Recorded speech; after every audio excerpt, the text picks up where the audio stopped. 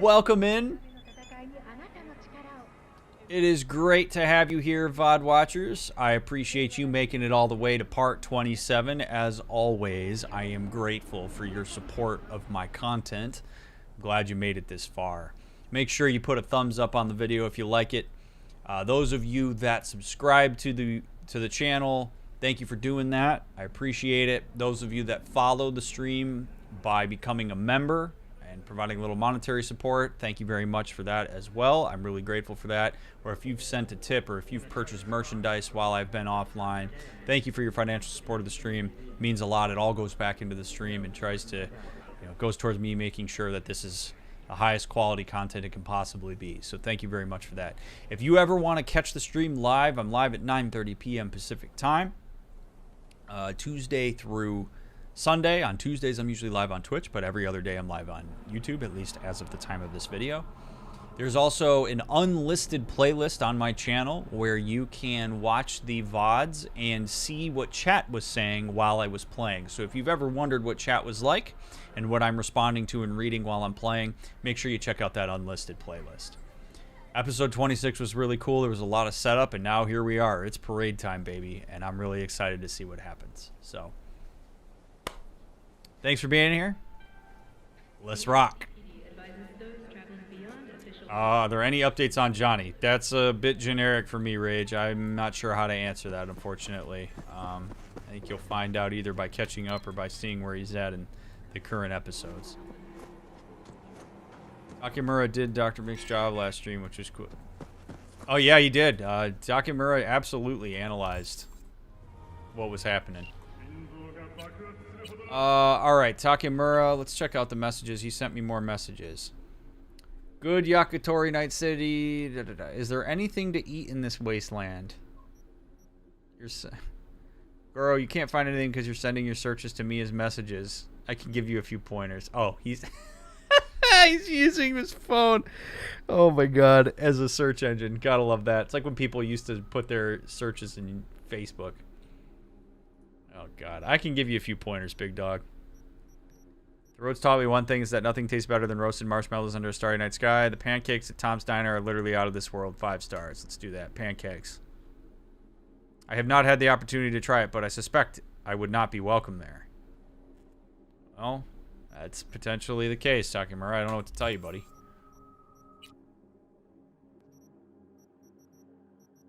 He's probably throwing a few perks here.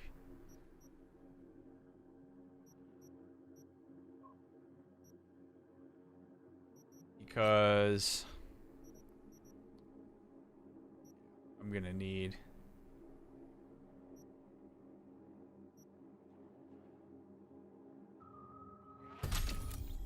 that.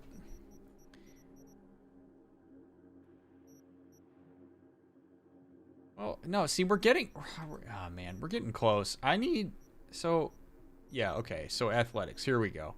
Increases max health by 15%. That's good. Getting hit does not interrupt health regeneration. I'll take that. Increases mitigation chance by 25. Not interested in that. Sprinting does not drain stamina. Yes, please. Dodging does not drain stamina. I'll take that. Allows you to shoot with pistols and revolvers or sprint while carrying a body. I'm not really worried about that.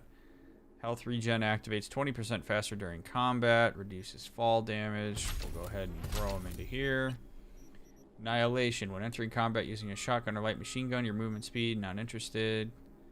Shotguns. I don't really care about shotguns. Street Brawler. I'm going to have to do some of these eventually because I got to beat the shit out of these guys that we're supposed to fight with. I just haven't done it yet. Let's check reflexes. Yeah, I'm going to have to load up reflexes here. Intelligence. Unlocks turret shutdown daemon. Not worried about that. Increases your breach time for breach protocol by 20%. Not worried about that. Uses RAM to recover during combat.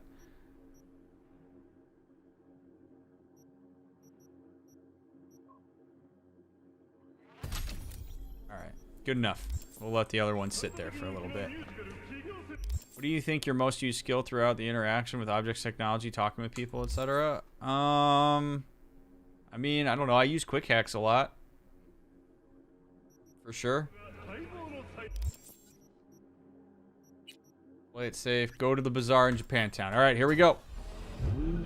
On our way, Takemura. Also, we good on volume, chat? Looks good on my end, but I want to make sure that we're good. Let's rock.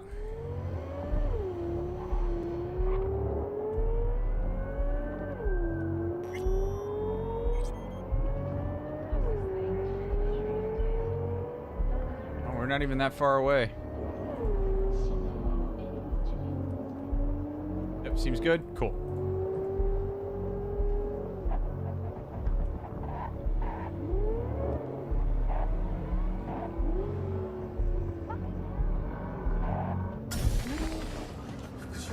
Right out of the Mercmobile.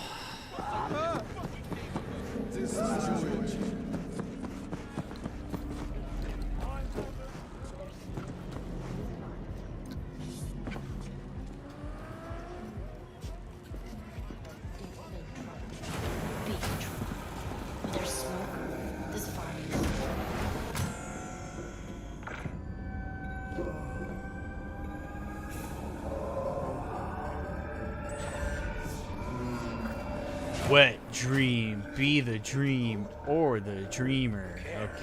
The parade is starting soon. Yeah. Oh baby, parade time. We're doing the parade, Brandon. It's starting right now.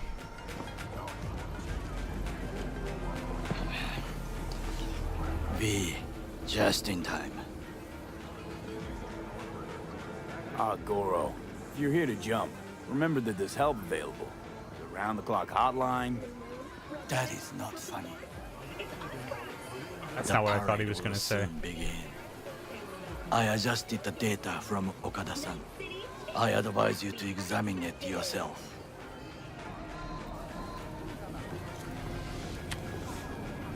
To begin with, the malware works. Truly, much better than I anticipated. Our eyes and ears are in the guard room. I observe the CCTV and I know where the sniper positions are. They are a trio. You must make each harmless before they do the same to me. There are many ways to reach them. The first is nearby. He should not be a problem. The second is worse. You will have to climb. As for the third, he hides on the footbridge over the street. We are here. Hanako-sama's platform will stop here, close to the emergency exit we will use when all is done. From these points, you will have a clear view of the parade, but the snipers will see things even better. If they notice you, bang, no more thief. If this sounds dangerous, consider that I must leap to the float, enter through a window and meet Hanako-sama face. You know, V, I know this is all like treacherous and all. I know this might seem difficult, but just so you know, if you want to put it in context, it's not as hard as what I have to do. So don't be a little bitch boy when I tell you what you're supposed to do, because what I'm doing is harder. This is not the time for competition. This is not the time for Takemura to take a jab at the danger of what it is that V is doing. You can acknowledge the fact that they are difficult in their own ways. This does not have to be something where he uses his own difficulty to try to diminish how hard the thing I'm doing is. And if you're thinking like, wow, that's really lame, Takemura, a lot of us do this. It's actually very common when people want to help people see that what they're going through isn't so bad. They will use their own experiences of something that they qualify as worse to try to help that person feel better about it. The fact of the matter is, what you went through doesn't matter. The danger associated with what I'm doing is V. Having Takemura's danger brought to the fray doesn't actually affect the danger level that I'm in. So if V is nervous or anxious about what he has to do, Takemura saying that doesn't help in any way, shape, or form. It never does.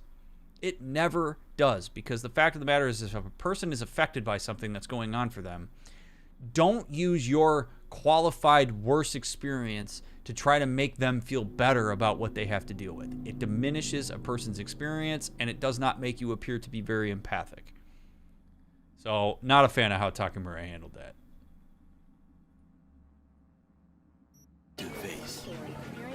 last is what I fear the most. Is all this clear? Are you ready? We got a backup plan? Wait, if things go to shit, we got a backup plan. What do you think? I am accused of betraying Arasaka. Soon I will try to confront the sister of the CEO in person. There are no backup plans. This one must work. Hey, I can appreciate that. I can appreciate that. That's fine. We're focused on the mission, baby. Do or die.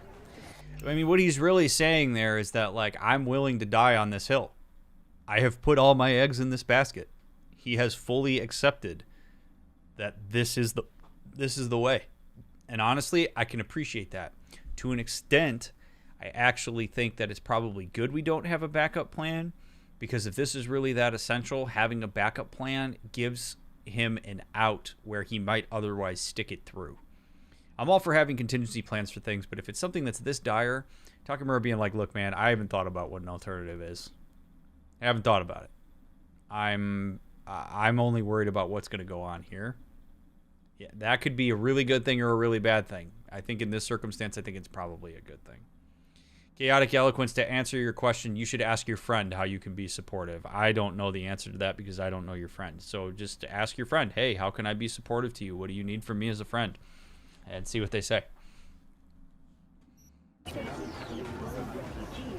Are you ready or not? I'm ready. Question is, are you?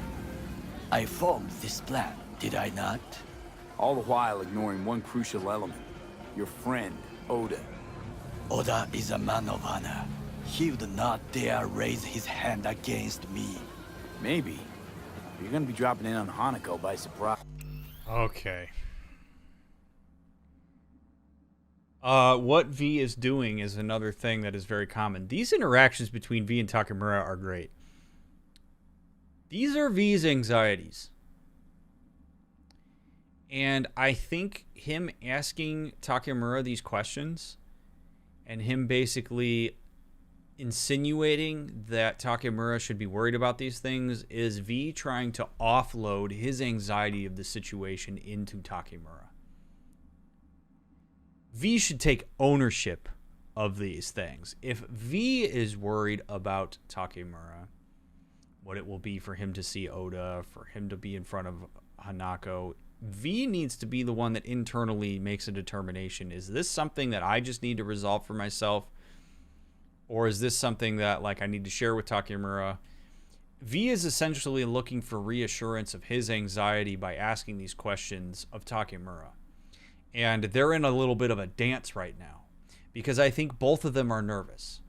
But we're making assumptions about what the other one is nervous about instead of just checking in and saying, like, you good? Is there anything you're nervous about or need to talk about?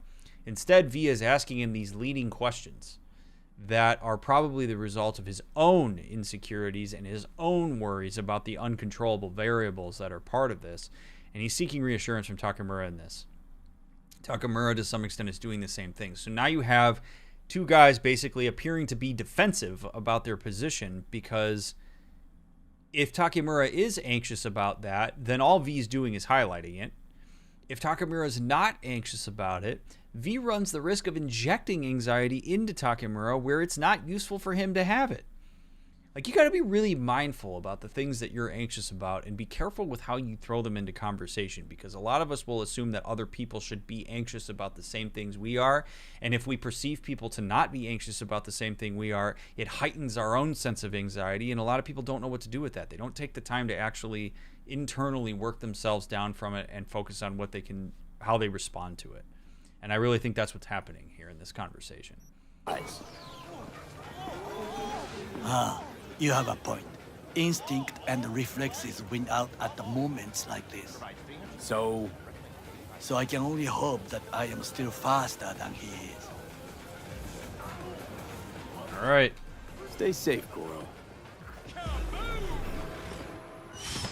All right, hold on to your butts. Here we go.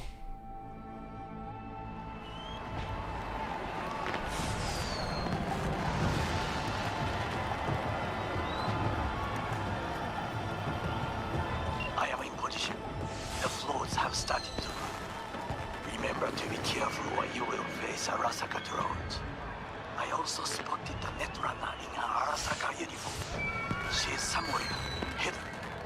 Okay, good to go. Then let us begin. You must reach all snipers before Hanako-sama's float appears. Alright, let's do it. Chat, this is a reminder, as we go through this part, please no backseating, and please no spoilers. Probably going to draw a little bit of attention to myself by running, but it's okay.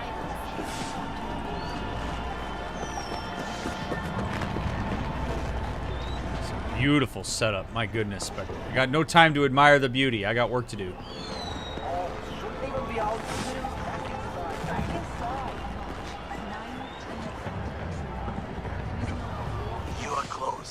He's almost in front of you. He's watching the crowd, not his back. Oh no, what hit him?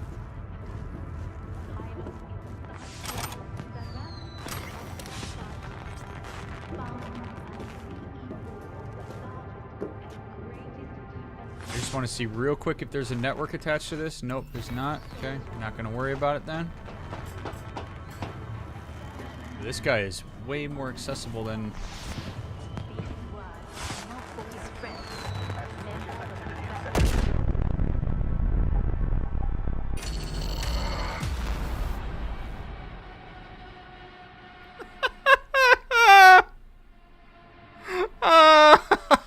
Oh God. All right, Ryan. All right. So that's an example. Okay, so I'm going to use this. I'm going to use this as a teachable moment. I'm going to use that as a teachable moment. Because this could happen to all of us, okay? When you are in high stress situations, if you have not really taken the time to prepare your mind and you are in a reactive space to the moment, it creates tunnel vision. Because this entire situation is novel and it's high stakes.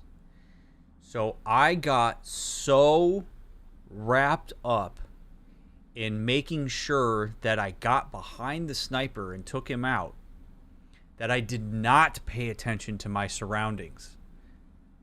And I'm guessing the sniper was probably banking on that by setting that trap up the way that he did. That is absolutely my fault for not taking a second to say, slow down and do it right, not necessarily quickly. We have to work fast, but I can't work fast if I'm dead. So it's a lesson to be learned there that if you don't anticipate that you're going to be super reactive to something when it's high stress, you are at more risk. You should anticipate that you're going to be reactive and ask yourself, what am I going to do instead to get ahead of this? And this is what happens when you don't do that. So I take full responsibility for that death. I'm going to be a lot more careful now going forward. Should be checking my surroundings. This is a high stakes situation with a lot of security detail. I am in position. The floats have started to move. Remember to be careful when you will face Arasaka drones. I also spotted the netrunner in an Arasaka uniform. She is somewhere hidden. Okay, good to go. Then let us begin. You must reach all snipers before Hanako-sama's float appears. So we're gonna focus. Focus here. Check our surroundings, recognize the context.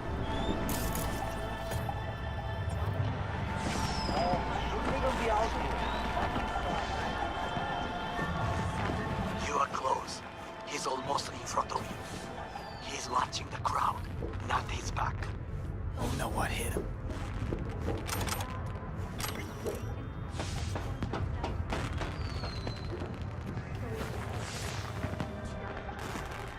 Yeah, see, and there it is, right there. But I was so focused on up here that I didn't pay attention to the red line because it blends in well.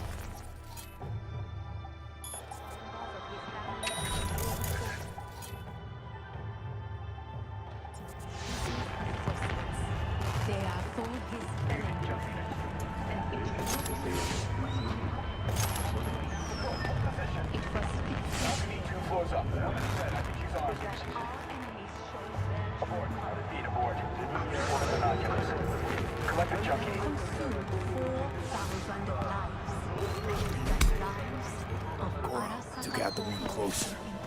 Now you must leap to the balcony by the green arrow and take the elevator. Take the footbridge at the top to cross the street.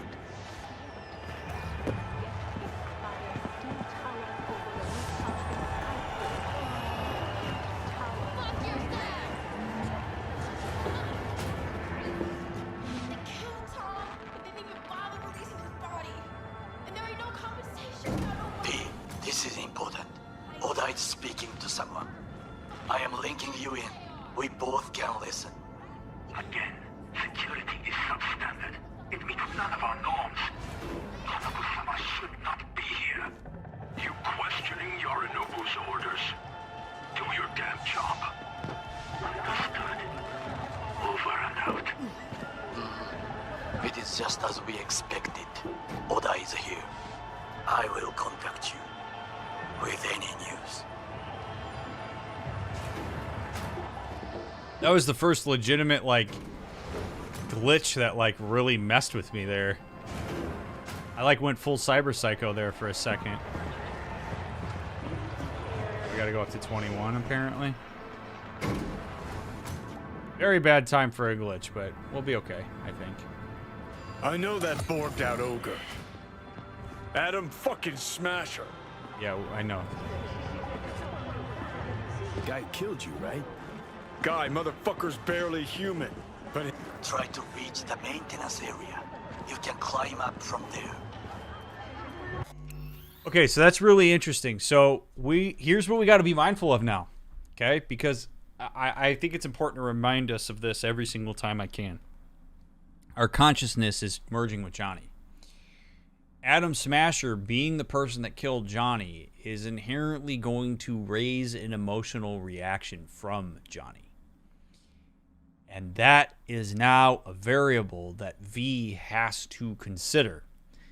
We don't know exactly what that emotional experience is going to be. It could be trauma, it could be fear, it could be anger, it could be anything.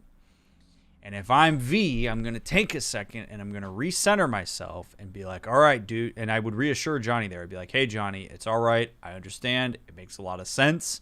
We have a job to do and we're going to focus on that job. Like, I would be validating him and trying to talk him down because his emotional reaction is going to absolutely influence V's. And we can't be having that right now. It's all about response. This is already a high energy situation, a lot of emotion going on. We focus on our response and our actions. But that could potentially contaminate this.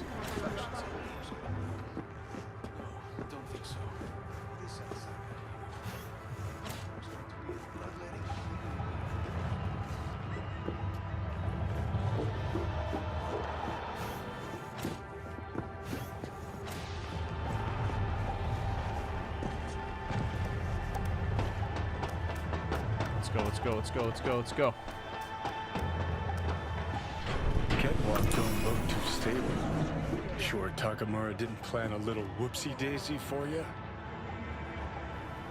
Yeah, like right there. There's no reason for Johnny to say that to me. Almost fell. Carefully. You must not draw attention. Told you so.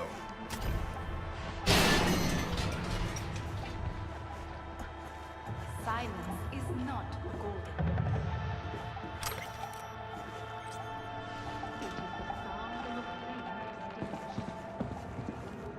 You will have to get down somehow. Just be careful. Yes, just so. Don't rush. I need you alive, not the corpse below.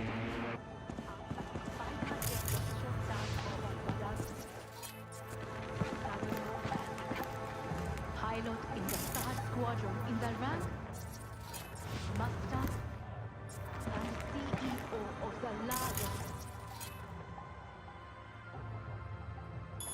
and greatest defense soldier, industrial, my father.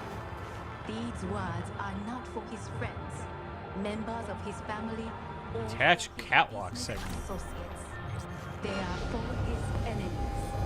And it is no coincidence that I utter them here in this Holy city. shit. It was 50 years ago in Night City that our enemies showed their true colors. Oh, god damn it.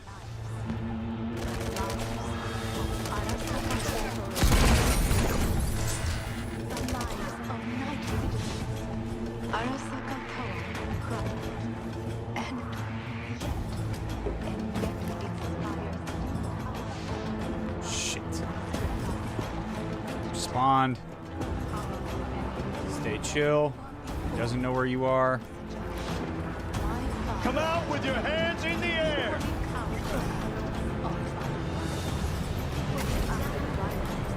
Pull it! Just a few feet more and it's yours. What the soldiers say? Honestly, I'm fine with that. I did the same thing. That was a little weird. I kind of got panicky there. That was frustrating. I got panicky there when I dropped down and I lost my footing, and then just completely stopped focusing on the drone. So, all right, have to get down somehow. let's do it again. Just be careful. Yes, just so. Don't rush. I need you alive, not the corpse below.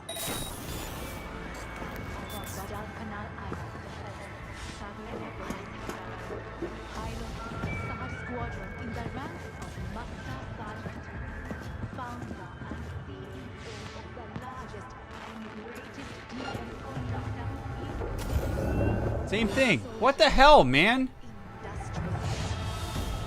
These words are not for his friends, members of his family, or for his business associates. They are for his enemies. And it is no coincidence that I utter them here in this city. It was 50 years ago in Night City that our enemies showed their true colors. A cowardly act of terrorism that consumed 4,000 lives. The lives of Arasaka Corporation employees. The lives of Night citizens. Arasaka Tower. Alright, we're gonna give it a second. And yet, its spires still towers over the rooftops and skyscrapers. It towers more powerful and enduring than ever before. We're okay. My father fell victim to an equally cowardly act of violence. It was an act of violence aimed at the world of values in which we all share. As Night City is its witness, the Arasaka Corporation shall rise from this ordeal stronger than ever. Just a few feet more and it's yours. 50 years past. This is happening here and now. Listen, for we will not stay silent. Silence is not gold. It is the sound of a flame extinguished.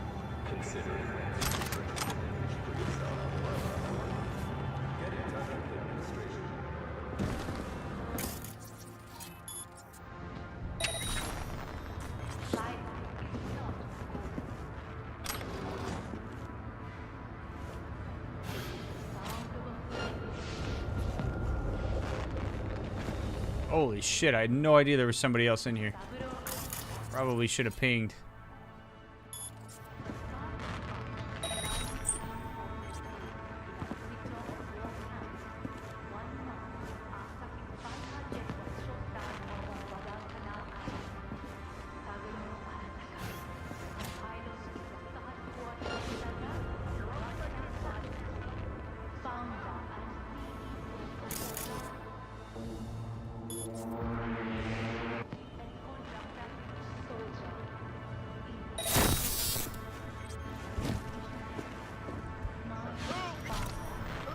What the soldiers say? Target down. Good words to hear. You will find a door to a staircase at the end of the room. It's the shortest route to the next sniper. He positioned himself high. Keep you posted.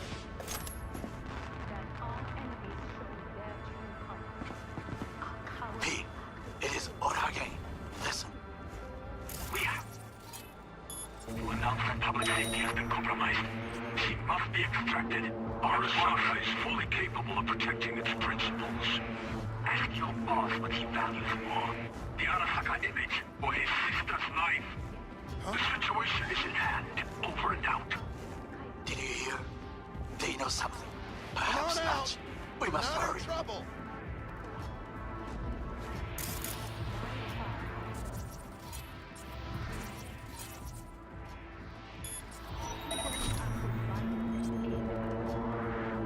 You're only making it worse for yourself. I'm out. The hell? Huh?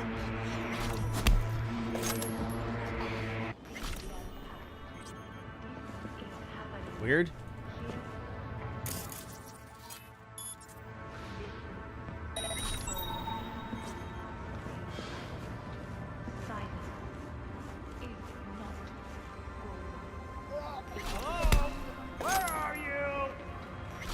Okay, so they are alerted to me.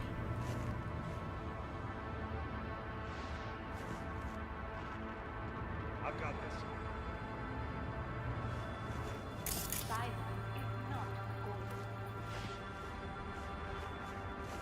I will personally find you and bury you.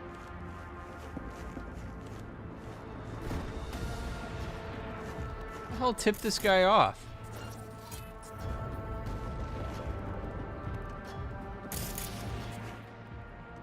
Where are you?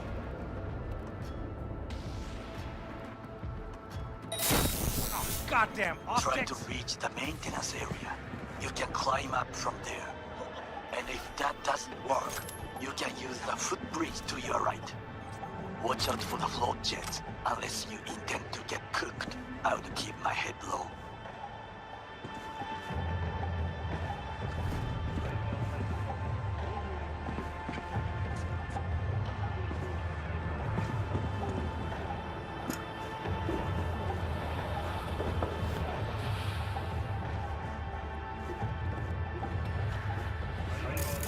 Alright, we're gonna be smart. We're gonna look. We Those don't. pipes look strong. Try to climb them. How do these people not see me walking around here? You'd think they'd have this. I mean, I guess I could see why they were saying that security's not what it should be.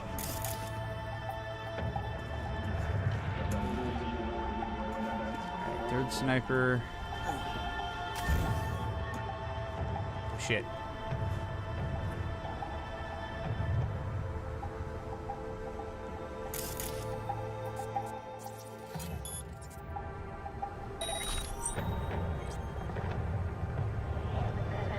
Shit, there's two guys up here.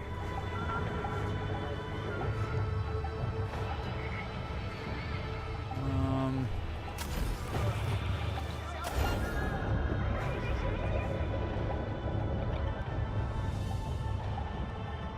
Uh.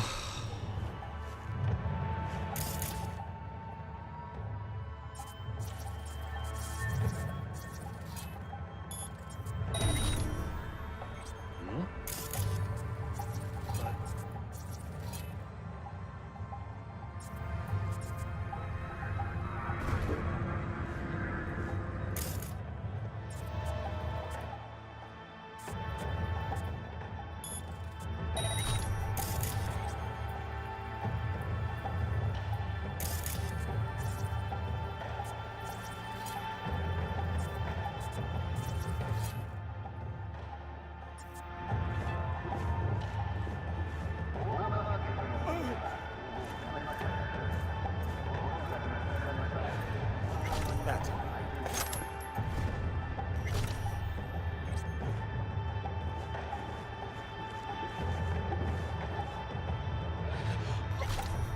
There we go. There we go.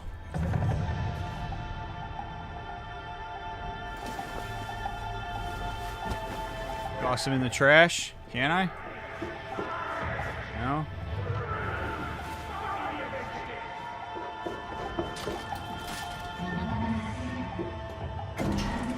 Woo!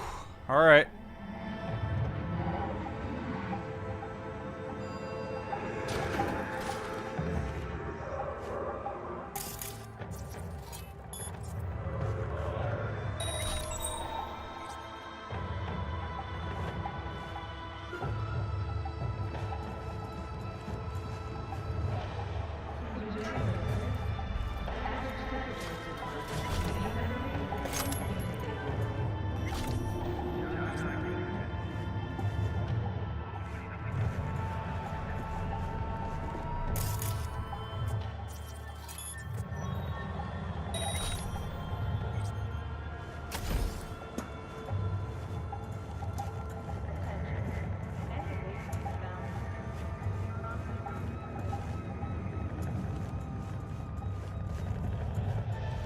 So far, so good.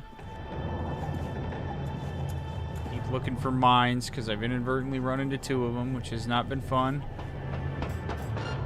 Oh god. Oh god. Get down. V, go down. V. V. Get off the ladder, man. Holy shit, dude.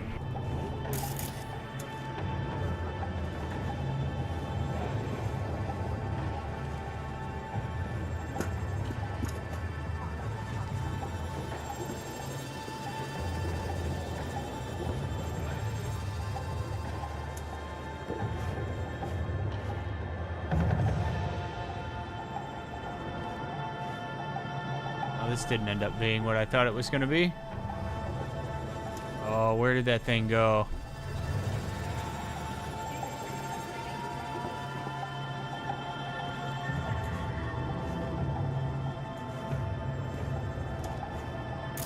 There it is.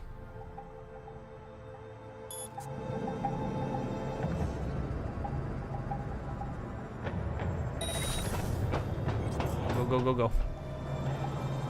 Roger that. White jacket. I know! God!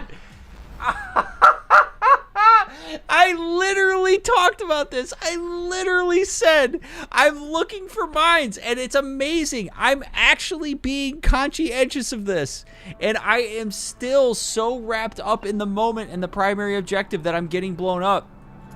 I am literally conscious of this, and it's happening. Holy crap, man. It's amazing what the moment will do. It is absolutely amazing. A shooter patrols the footbridge.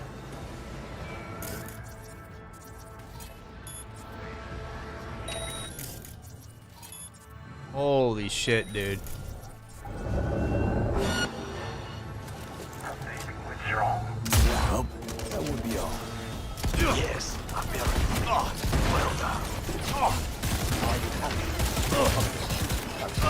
Problem to confirm.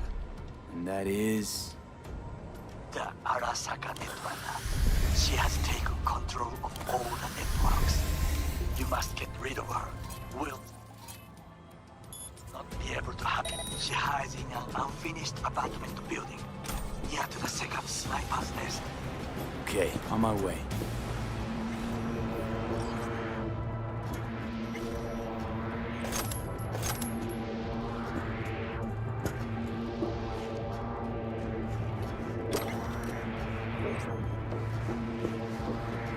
Alright.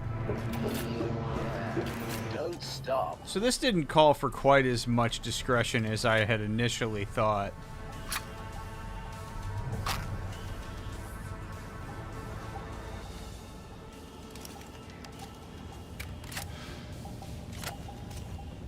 Alright.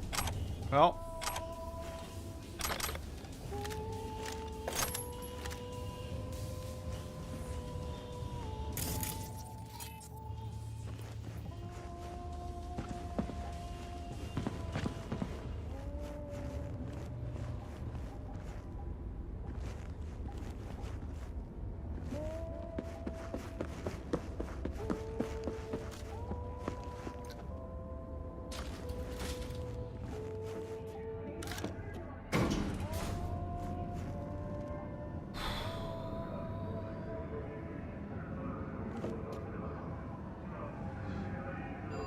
We got this.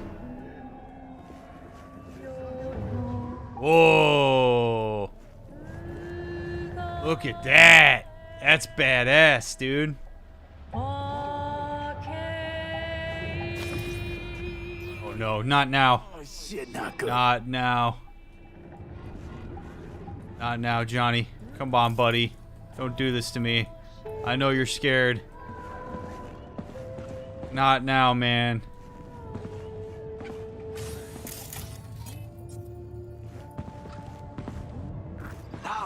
I have attention. Pull out Harling. Been on a while. Time for a break. Fuck! Of course you're here. What up, homie? You must try another way. Distance. What's the distance? Stay away from his blade. All right, Takamura, I don't want you in my comms right now while I'm trying to do this.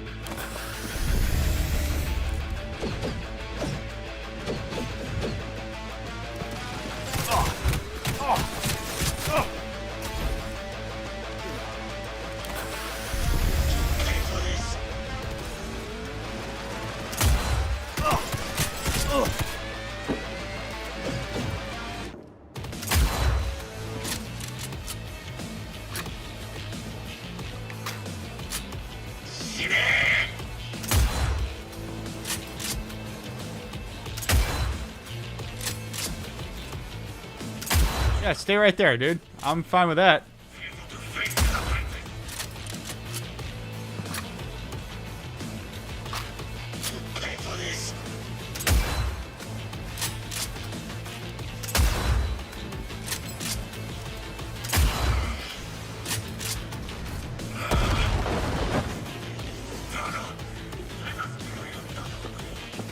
Beware. He will activate camouflage. Recruit breaks in the light. I understand that, Takamura.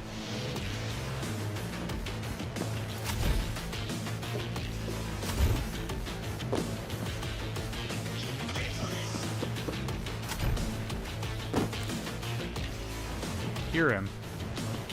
There he is.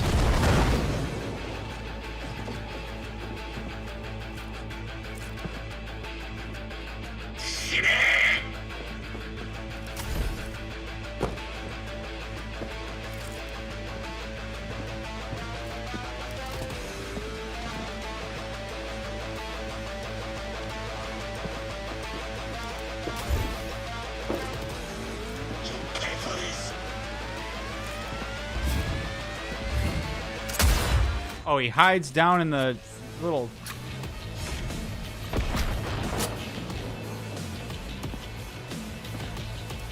I see. All right.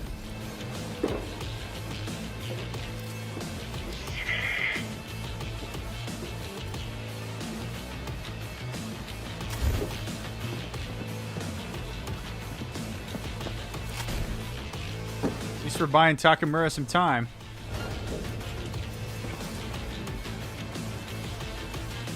Shoot his little feetsies. Oh man, he's like regenerating health. I can't be wasting time here.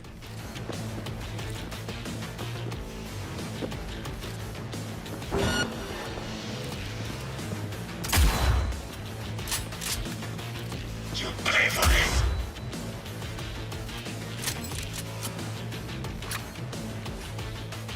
Come on, V.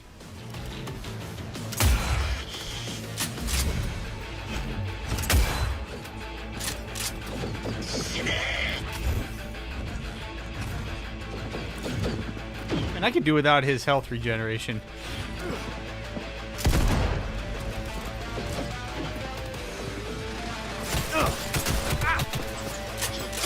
So how, what? We're gonna have to like sneak up behind him? I'm guessing that's probably what I'm gonna have to do. I don't know that shooting him is the answer here.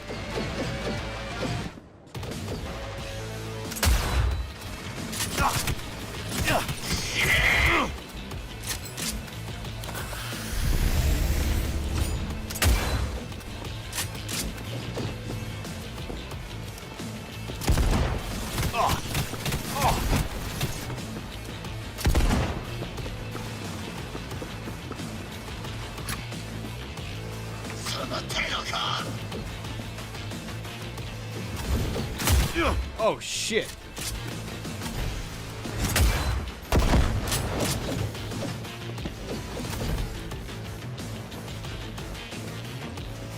Where did you go? God damn it.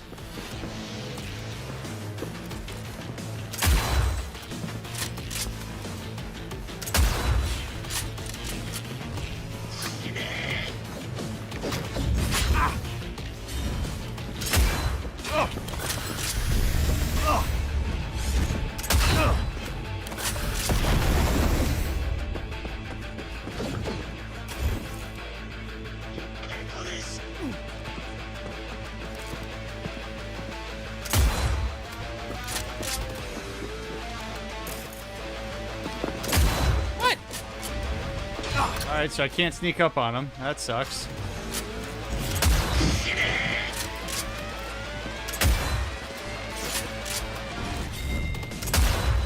Right over his shoulder. Oh.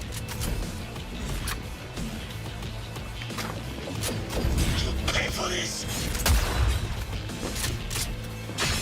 Oh, shit.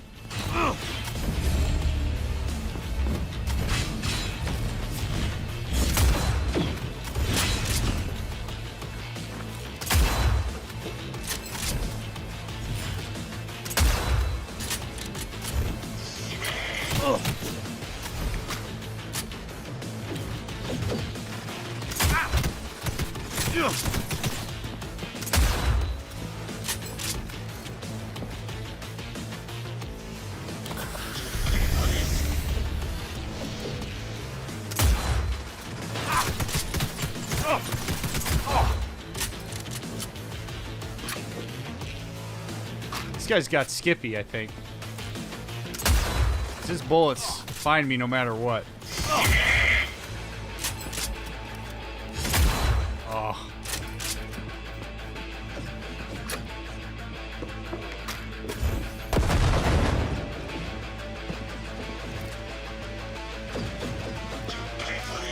Nope. Nope.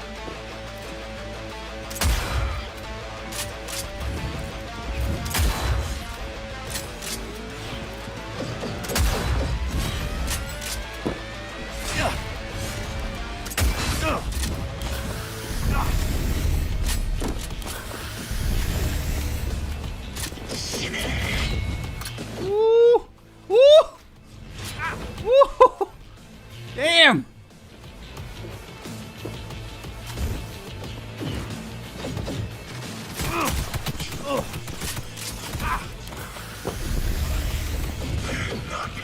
You pay for this. Do not kill him.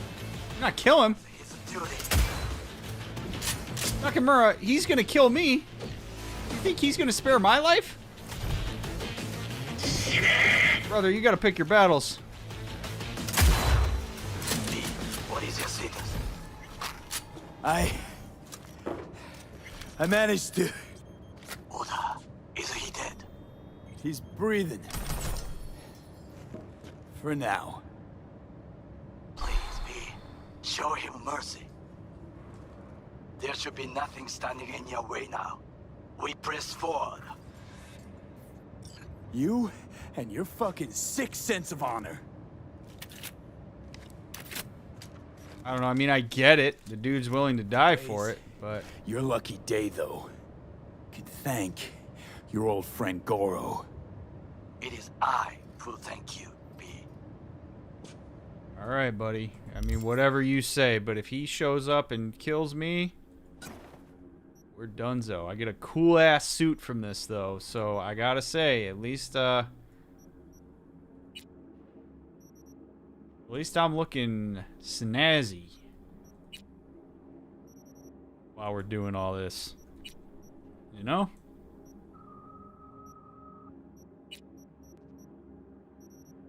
That's what it's all about at the end of the day. I don't know that I like the fedora with it, but we'll take it. There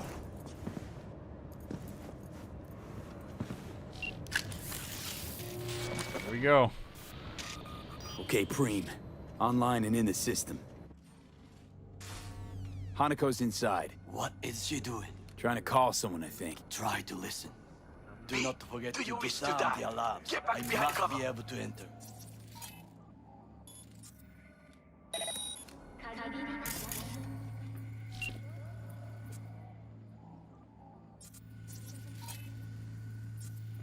We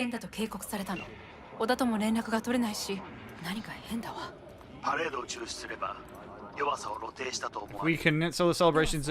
Sorry, weakness? Whose? Yours? Ours. I only agreed to this honor the memory to honor the memory of our father, but I've now started to feel your puppet. Everyone has their role to play in this spectacle. Michiko has no problem with that. But I understand. One word from you and we can end this. It can all be over. Your safety is most important to me.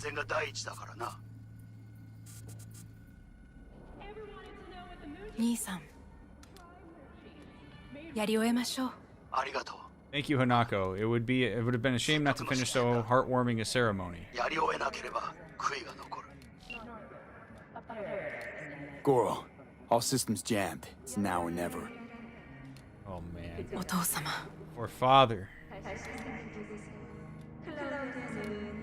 Oh, baby. Come on. Hanako-sama, it's you. Please forgive me, Hanako-sama. I only ask that you listen to me. Your father. How dare you speak of him? This is the last thing I can do for him. To reveal you the truth about his death. Hanako-sama, please. Don't make me do this. V! Ram! Shit! What? He shot her. Well, now we're really fucked. Knew we couldn't trust him. What happened to keeping him on his leash? We'd best delta the fuck out of here. Spare Oda but kill Hanako? What are we doing? What are we doing? Oh my god. How'd you just do? We're rolling. Come on, Skippy. Come on. Oh no. Oh, this is so bad. This is so bad. I hope it was a trank. B, are you secure? Yeah, for now. Lost your fucking mind. There's no time to explain. We must meet. Where are you? An abandoned apartment block on Pine Street. Second floor. Number 303. Knock 4 times. Hurry. Oh my god. I look okay to you? We're about to go live. 3, 2, 1. This is Jillian Jordan of N54 News coming to you live from Japantown, where a commemorative parade in honor of Saburo Arasaka descended into chaos today. Eyewitnesses we've spoken to described a shootout on one of the celebratory floats. The float in question is said to have been transporting Hanako Arasaka. Unfortunately, I have no further details to report at this time. We are still awaiting an official statement from the Arasaka Corporation regarding these events. As the situation continues to be brought under control, we urge everyone to avoid Kanzaki Street.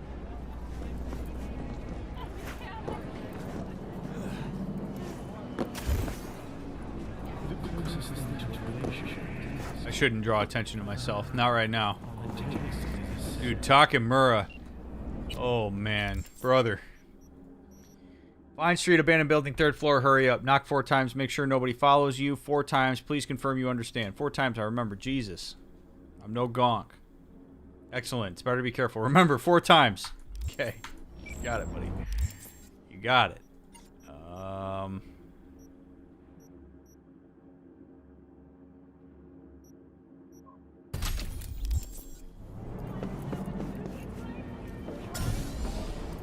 Ooh. Well, this is going to be interesting. Because if he tranked her and took her, cool. But if he just shot her, made sure she fall down quietly, and then... Oh, God. Oh, God. All right, Ryan. Get a grip, buddy. Get a grip. There's no time. All right, there we go.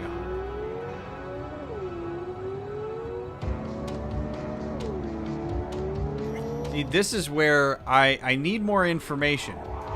Like, if he... I had no idea that he had intended to tranquilize her if he couldn't get through to her. I would like to have known that. And here's why I would like to have known that. The reason I think it's important for Goro to tell me that he intended to trank her or shoot her if it didn't go well is because we can't afford my surprise and panic if he does that. As soon as he did that, it threw off everything. I had no way of knowing that that was coming. And so now I'm scrambled.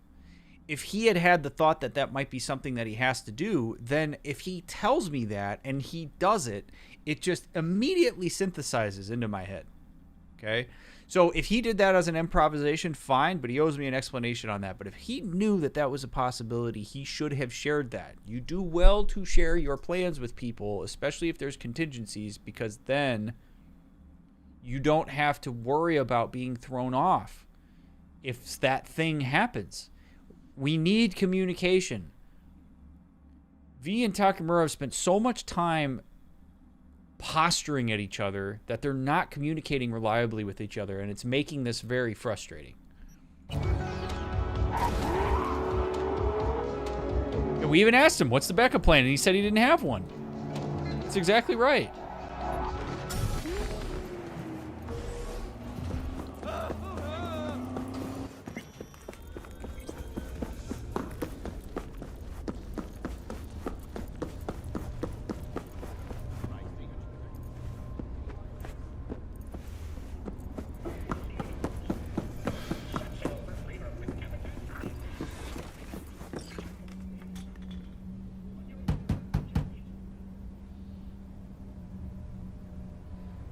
Okay, come inside. Quick. She better be in here. I feared they had caught you. Brother, what are you doing? Now are you gonna tell me what the fuck you were thinking? I used a sedative. Okay. She tried to enable her tracker. I had no choice. I offered her some tea. You kidnap Hanako Arasaka and offer her a cup of fucking tea. Yes, she respectfully declined.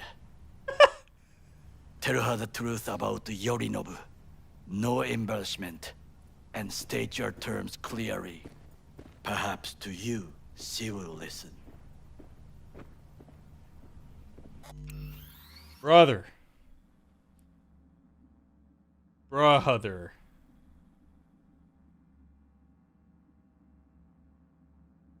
I need to know what you've already done.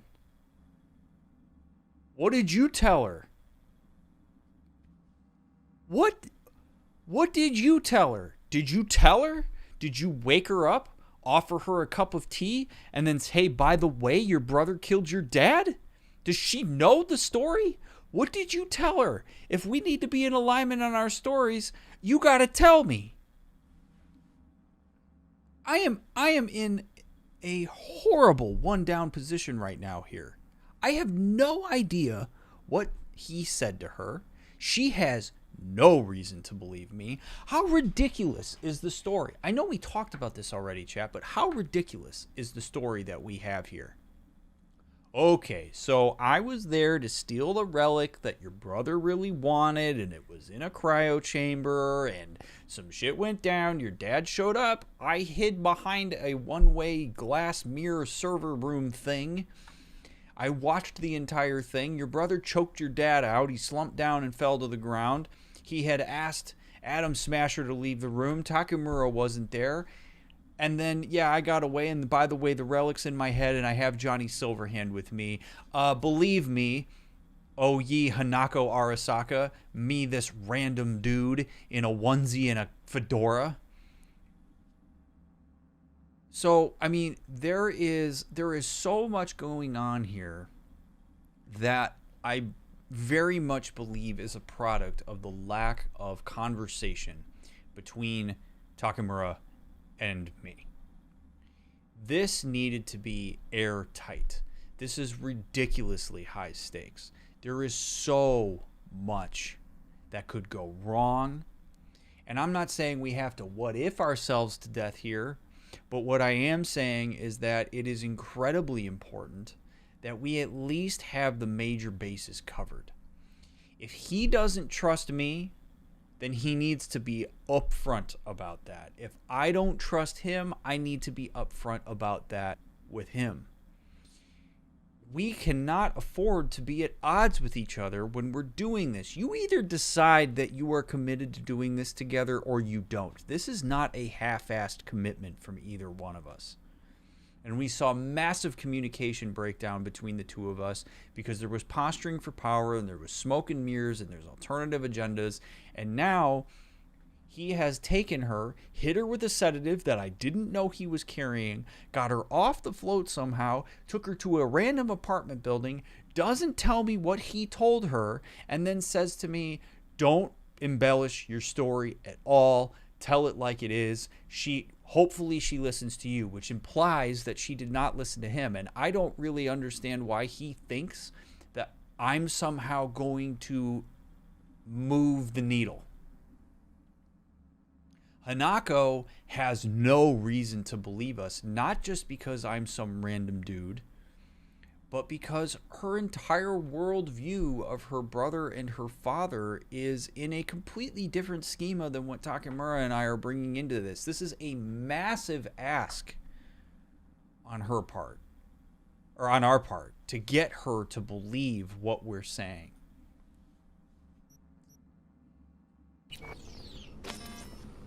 So I want to talk to him.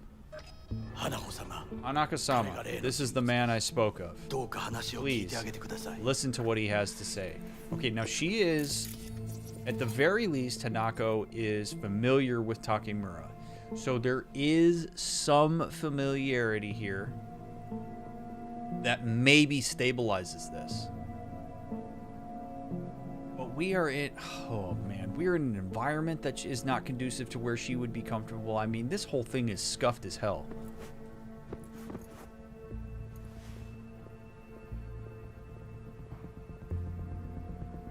All right, but we can only control what we can control, and that's what we say. I was there. We're going to start with the I message.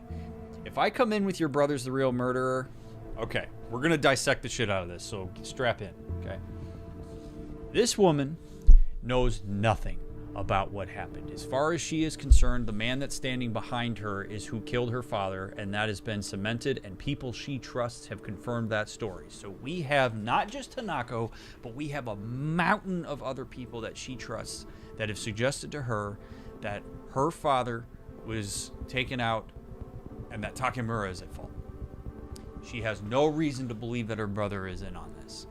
If I come in here and I say your brother's the real murderer, that is coming in way too hot, because that is making an accusation that runs counter to everything that this woman knows up until this point. So where we need to start is with an I message. I need to set up the context. I need to first even get her into a position where she would believe that I was there before she is ever going to care about my eyewitness testimony. I'm putting the cart in front of the horse if I choose option B. So we're going to sit down, we're going to be very calm, and I'm going to say, I was there when Saburo died. And I'm going to allow her, hopefully, to ask whatever questions she has about that, because if I can answer questions about the digs that we were in, like if I can tell her a little bit about the room, if I can tell her about the layout, I can tell her who was there, it's going to start to help her deconstruct this a little bit and better accommodate the story that we are hoping she will believe. The other thing that I want to set up here before I sit down and say this to her is that it is very easy for us, because we have had eyewitness account of what actually happened. It is very easy for us to get frustrated with her when she does not believe us. The worst thing that V or Takemura could do is express that frustration in her direction if she does not believe them.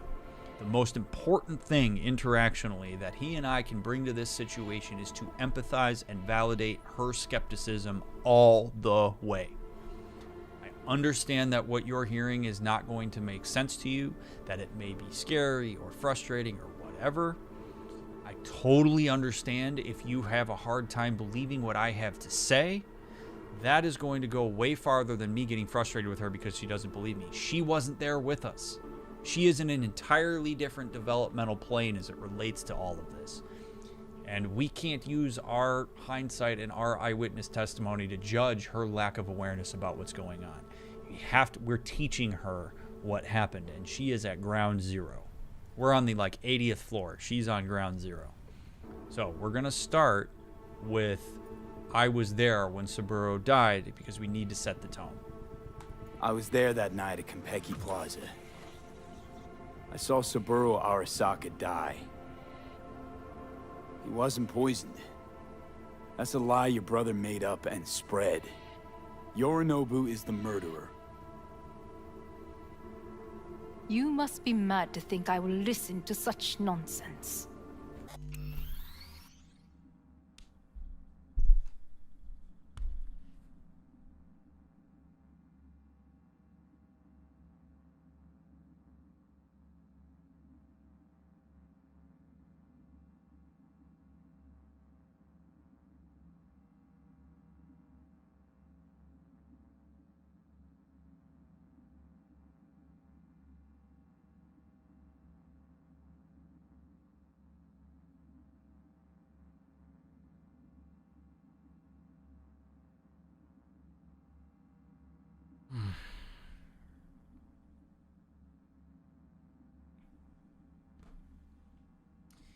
V just did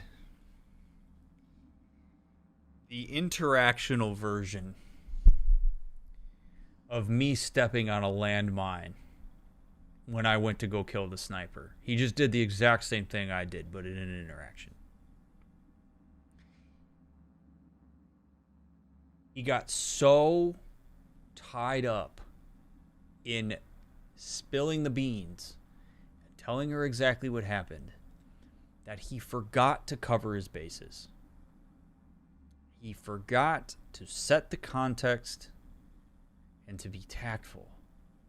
You cannot just drop that bomb.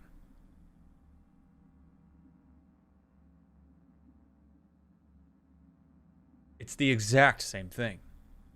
And what all of us can learn from this, is that you will become reactionary to the moment if you do not take the time to plan. If you do not engage with as much intention as possible. If you do not focus on what you can control.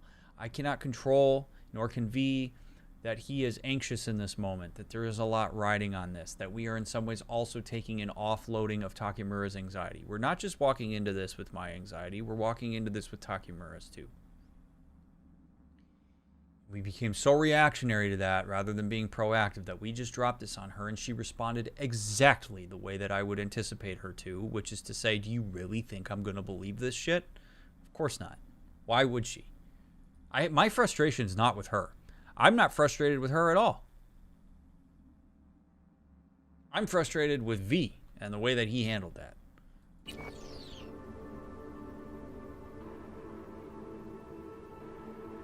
I am insane, thanks to your relic. Got nothing to lose. I'm There's dying. no time to waste, V. I understand that, Takemura. Alright, so we got to work with what we got here. So, sometimes what people will do in these types of situations is they will try to place themselves in a one-down, sympathetic position to try to garner the empathy and connection of the person that they are with. We are disconnected from her. And if I choose the option that says I'm dying, I think it's a terrible option. Because what I'm asking is for this woman who, again, I just said your brother killed your dad. And then I expect her to sympathize with me as if that somehow what I'm saying to you bears more credibility because I'm dying. It's a very weird and dissonant position to put her in. She has no reason to give a shit about me. Why does she care if I'm dying? She doesn't. That doesn't justify any parts of the story. That's not enough to break this down. I am actually better off using the relic option, saying I am insane because of the relic, because the relic indicates to her that I was there in some way, shape, or form, because how else would I have it? I'm trying to leverage the chance that she knows of the relic, that she knows that Yorinobu wanted it, and if I make note that I have this relic inside me, that what that hopefully pings in her brain is, wait a second, the relic? How do you know about that? And now I've opened the door. Also, by saying I'm insane is as close to empathy as I can get to the way that she's experiencing what's going on for me. Or like her experience of me, which is this guy's batshit crazy. So we're going with option number 2. We're not going to go with I'm dying.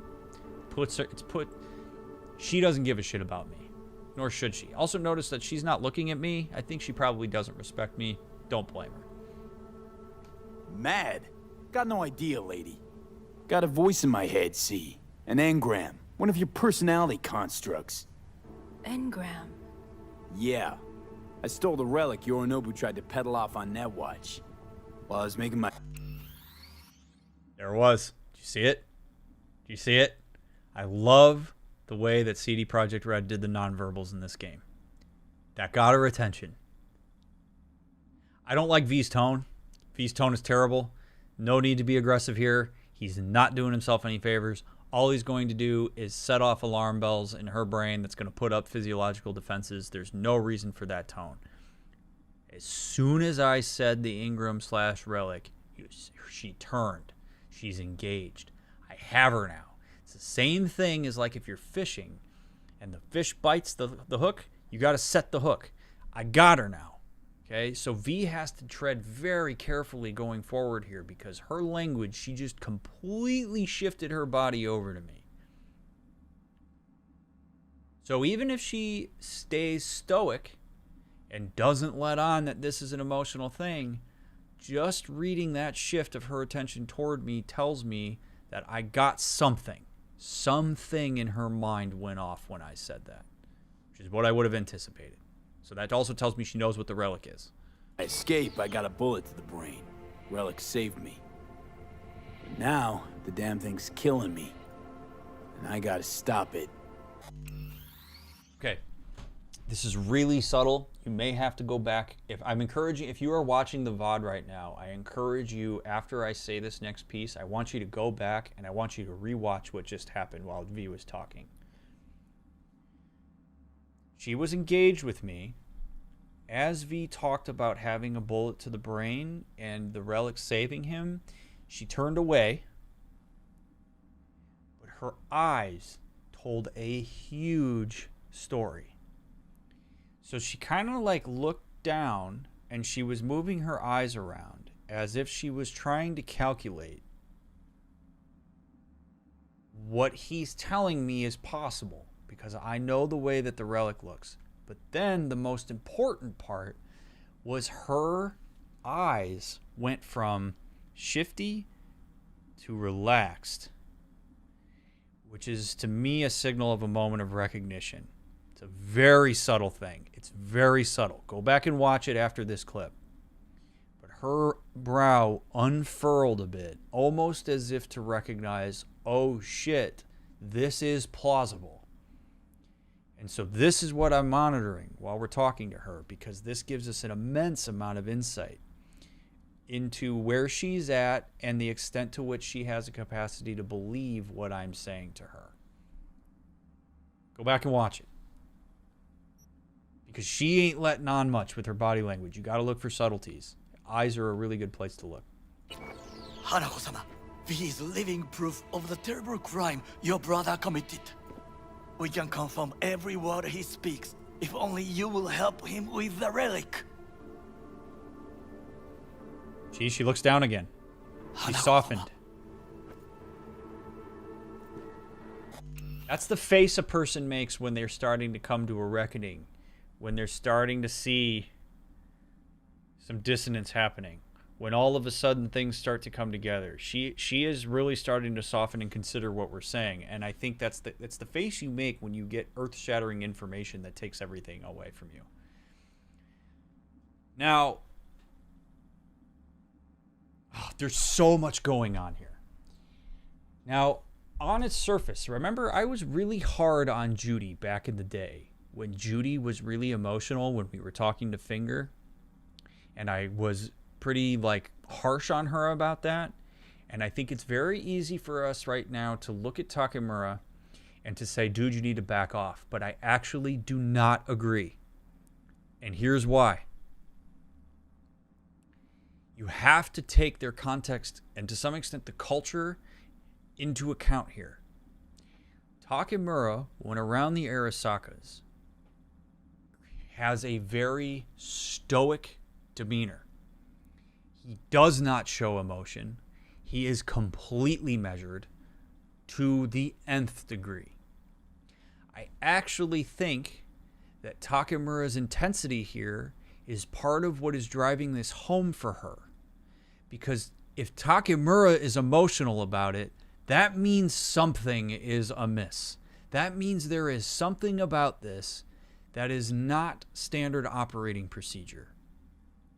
I actually think Takemura does well here to show his emotion, because that is the opposite of what she is used to.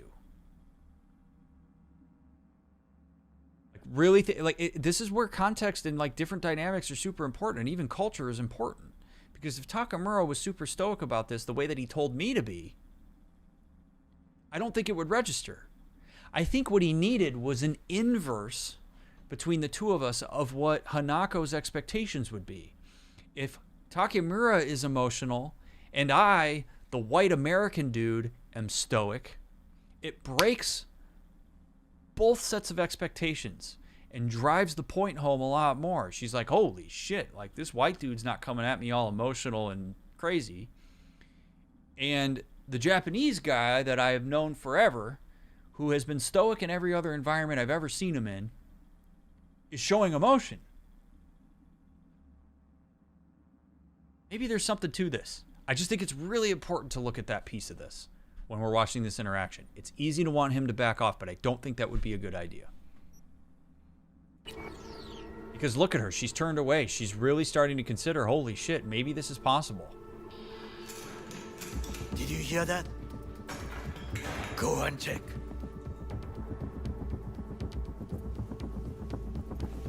She's not saying anything. She's pondering this.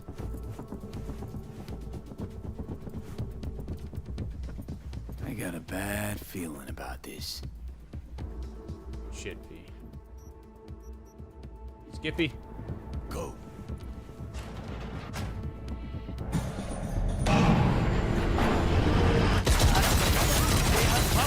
Damn it!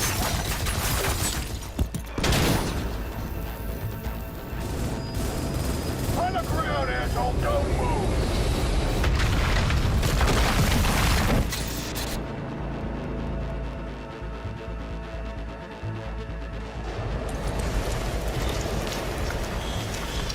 Last chance to get the fuck out of here! Nakamura. Can't leave him back there. Forget him, guy's toast. Unless you want to wind up like him. Remember, Johnny's invested in survival as well. If I die, Johnny dies. So he's always going to be biased towards me saving my own ass. Keep low and I'm 360. They're in the hallway. Oh my god.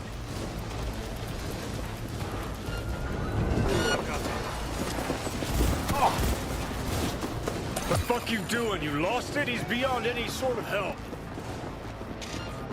You fucking gunk.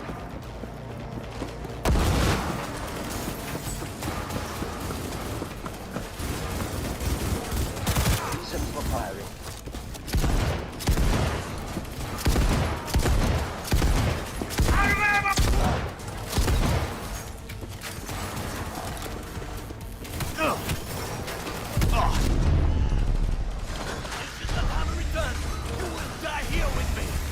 Thank me later.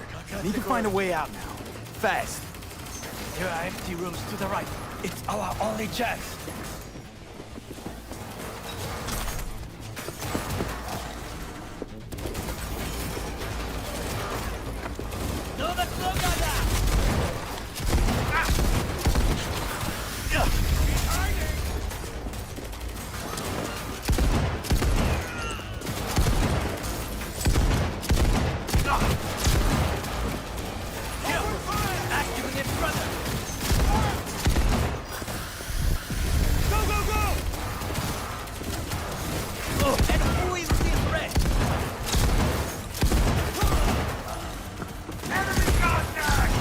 Most worthless security in the history of security.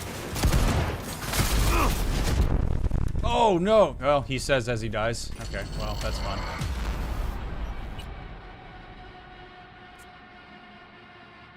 Oh, that'll be a fun clip.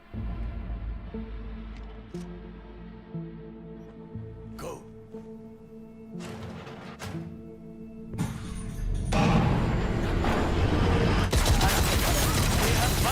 Damn it!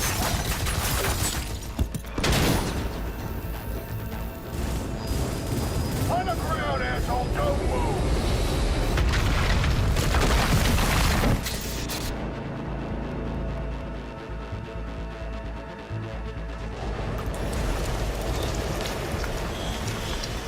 last chance to get the fuck out of here. Nakamura. Can't leave him back there. Forget.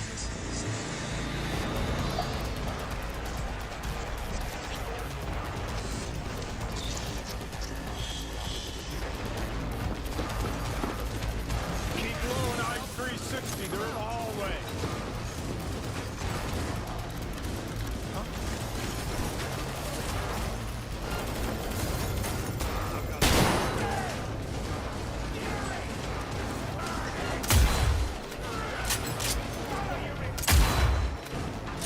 Surrender immediately!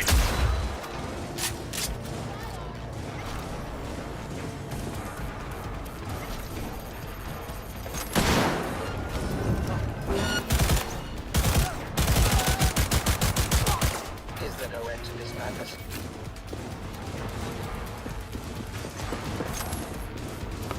The fuck you doing? You lost it? He's beyond any sort of help.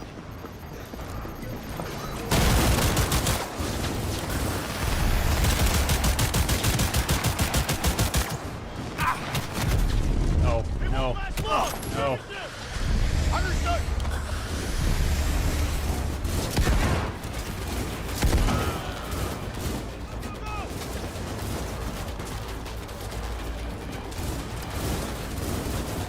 Unit down!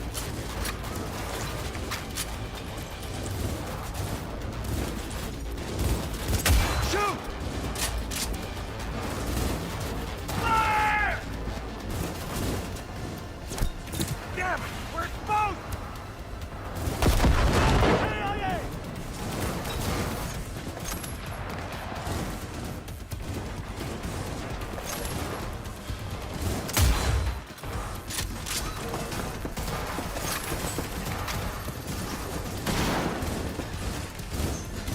Keep under pressure!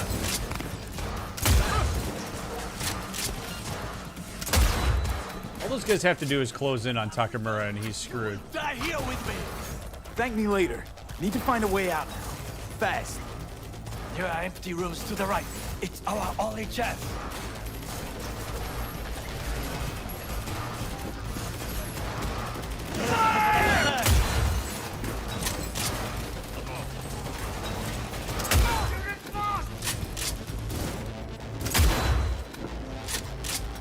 Blow you to pieces!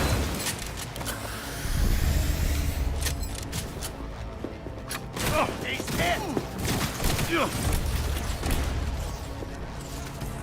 Reload しなければ。Keep up!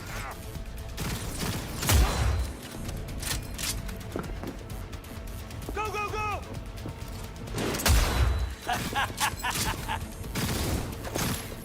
Ah! Kill or be killed!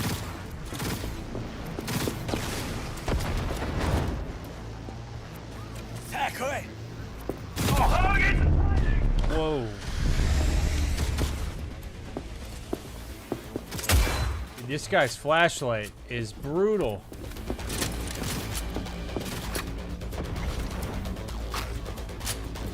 There we go.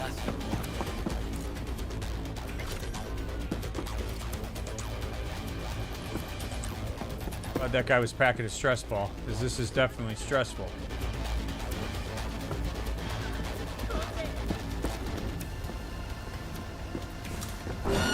Oh! Enemy contact! Go, go,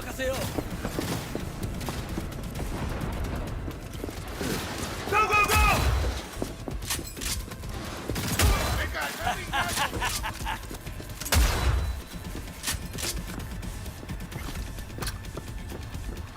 Where is Hanako? I'm assuming they got to her.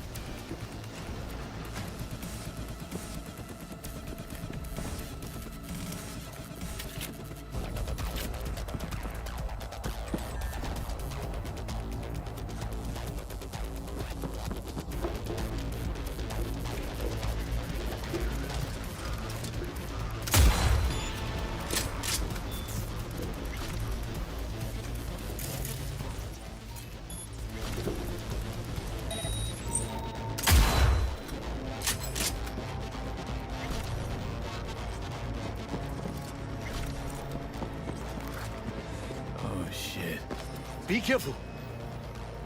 We must go different ways. Alone, we have a better chance. Really? Think so? Then go. Now.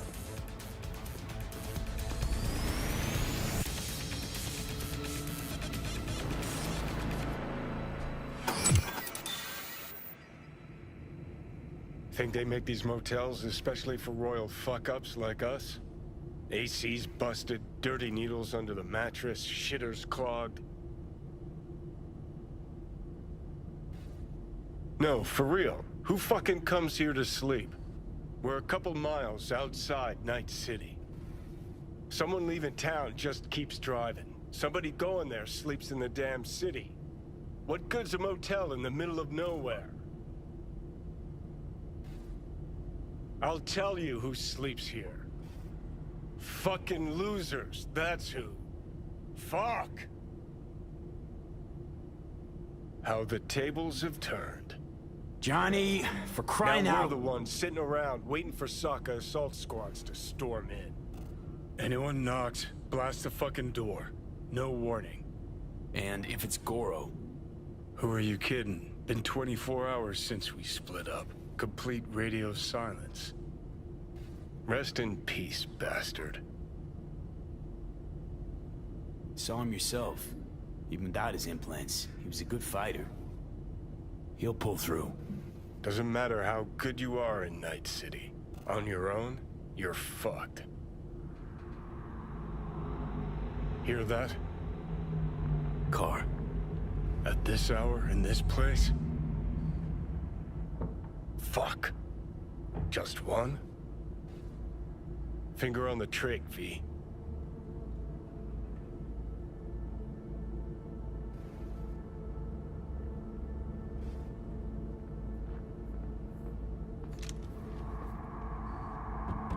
Not a word. I have a message for V.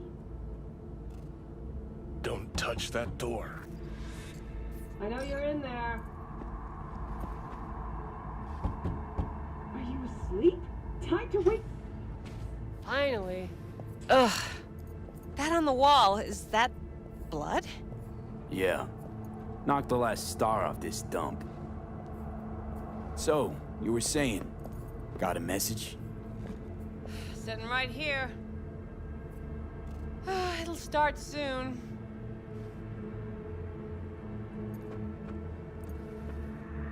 What'll start?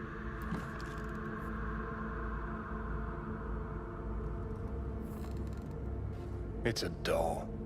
Or a proxy.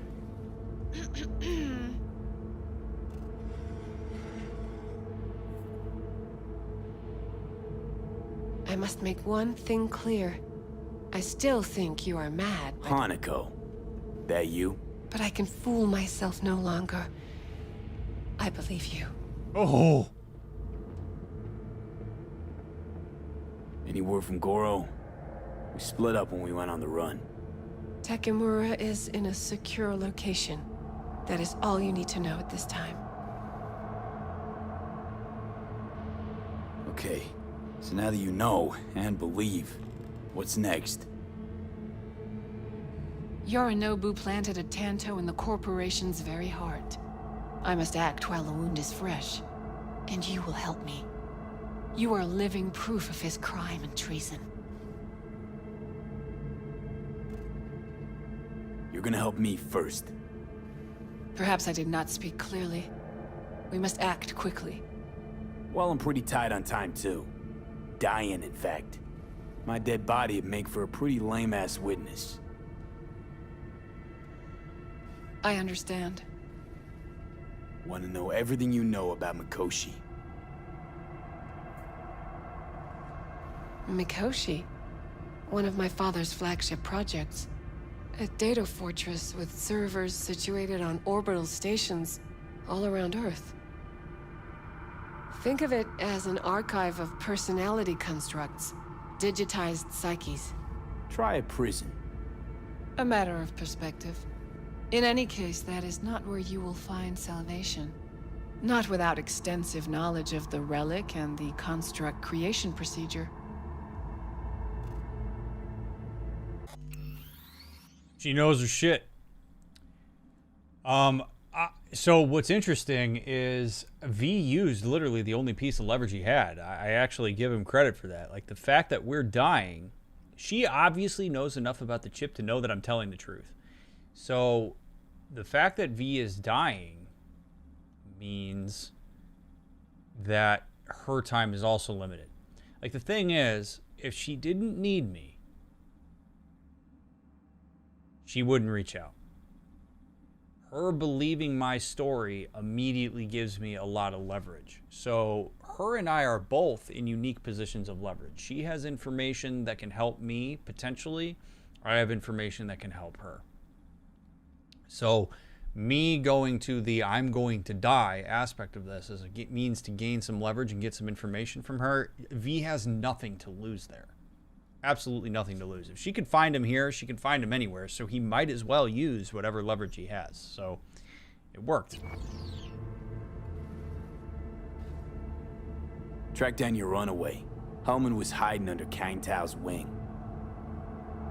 We chatted. Think sooner or later the engram will completely consume me. Process can't be stopped. A surprisingly deterministic conclusion for a man of science. At the very least, I got my hands on the relic schematics. Got detailed information about its inner workings. Project tech documentation. All useful. Even more so given that Hellman is still alive. I will contact him and explain that one does not leave Arasaka by the back door. All I know about constructs is that one of them's out to kill me. Got no idea how I wound up on the relic. Or how to remove it. There is only one possibility. Soul Killer. Or rather its newer, more powerful version. You must acquire it. Johnny's silence here is very interesting to me. Because whenever V is talking about getting rid of the relic, he's talking about getting rid of Johnny. And I'm kind of surprised that V's physiological state doesn't become more aroused when talking about this by virtue of Johnny's reaction. So what that tells me is that there is something about the relic removal that Johnny is potentially okay with or has come to accept. Like our lack of reactivity when talking about this and seeing Johnny stay quiet is a lot of information. Sometimes you get more information out of people from what they don't do than you do from what they do. Me? That's Arasaka tech. Technology my brother does not allow even his closest associates to touch. My hands are tied in this matter. That's about the extent of what we've got. What now? I am sending you my private line. Contact me if you acquire more information about Soul Killer. And only then. From this moment onward, we both must exercise extreme caution.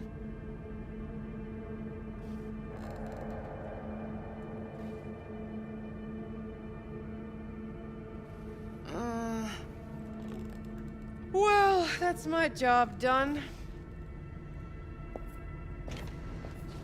Know what? What?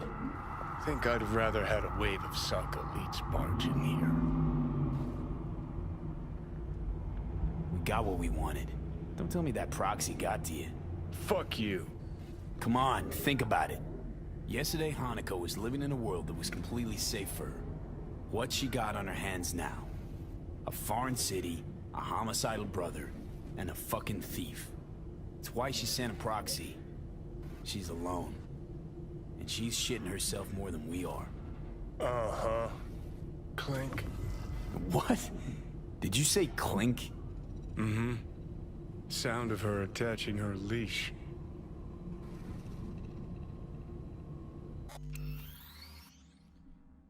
Johnny hates corpos and despises Arasaka, I think in this case to a fault. V's survival means Johnny's survival. At the same time, V getting rid of the chip potentially means his own demise, and maybe now we're starting to see some of Johnny's anger and fear leak through a little bit here in how he's responding. Because again, in the same way that V can be impacted by Johnny's anger and fear, theoretically Johnny can be affected by V's confidence and like lack of emotional reaction. So it may be to some extent that Johnny was cool because V was cool, and now we're seeing a clash of, like, we're basically seeing dissonance personified. We got one person whose investment is in the chip staying available, and we have another person whose investment is in the chip going away. And their survival depends on it. So now we're not even talking about just the survival of V, we're talking about the survival of Johnny, and we have differing opinions while we're in one body making one set of decisions, which means that literally every decision we make going forward is going to come along with dissonance, which is not ideal. So this continues to get more and more complex in a way that is really just difficult to anticipate exactly where it's going to go and what it's going to mean for us.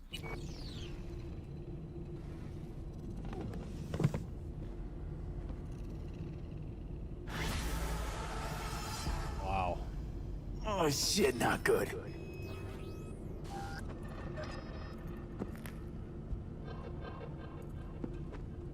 What a sequence.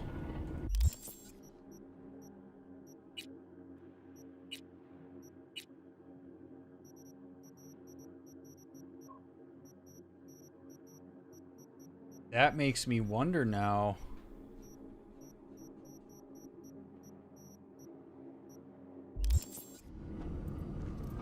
Gotta admit, Corpo Cunt's got... What the...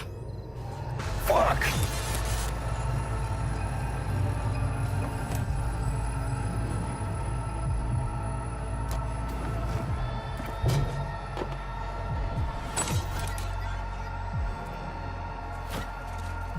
That the biochip?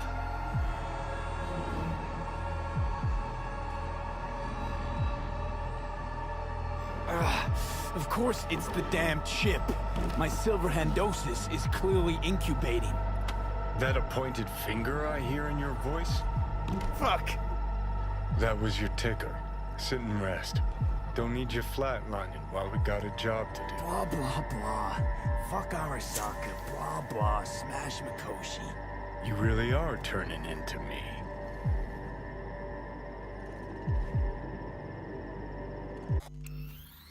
And there it is. There's the convergence. I just pulled out a cigarette. I haven't pulled a cigarette out the entire game. I just pulled a cigarette out inadvertently without thinking about it. That's Johnny's influence. He has a cigarette in his mouth. Remember several episodes back, he asked us for a cigarette outside of the motel, and he's like, can you please just smoke? And he's like, nah. Now we're at a point where the cigarette's in my mouth. And now I've gotten to the point where my choice is whether to light it. So my autonomy is getting pushed farther and farther and farther away as we merge as V. Can't say I'm excited, because you're a manipulator, an egotist, and a cynic. Every time you open your mouth, you gotta bury someone. You know, we get along as the need arises. Maybe it's time you started trusting me more. He's not wrong.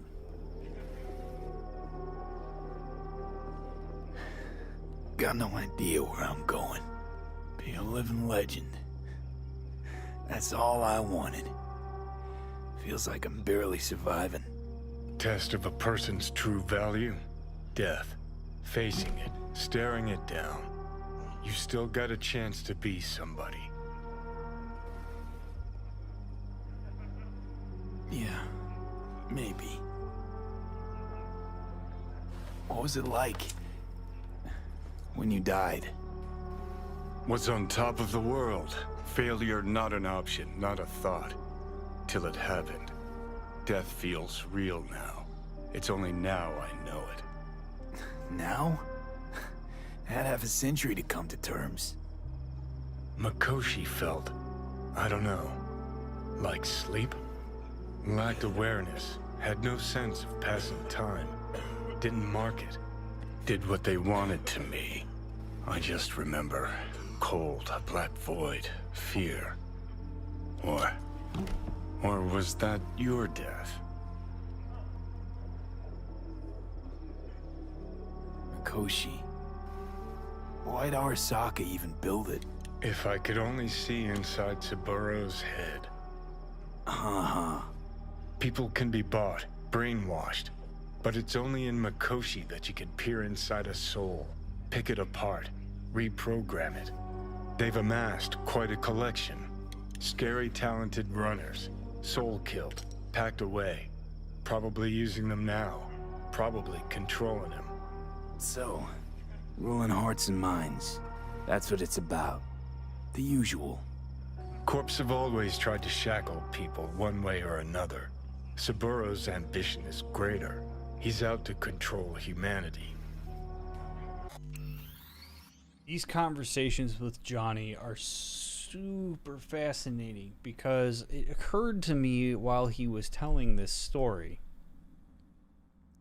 that he must really be experiencing a immense amount of cognitive dissonance as it relates to his current situation. And I think as confidently as he shows up, I do think that's an overcompensation for his acknowledgement of the dissonance. And the dissonance is this. He hates Arasaka Corporation. He hates corporations in general.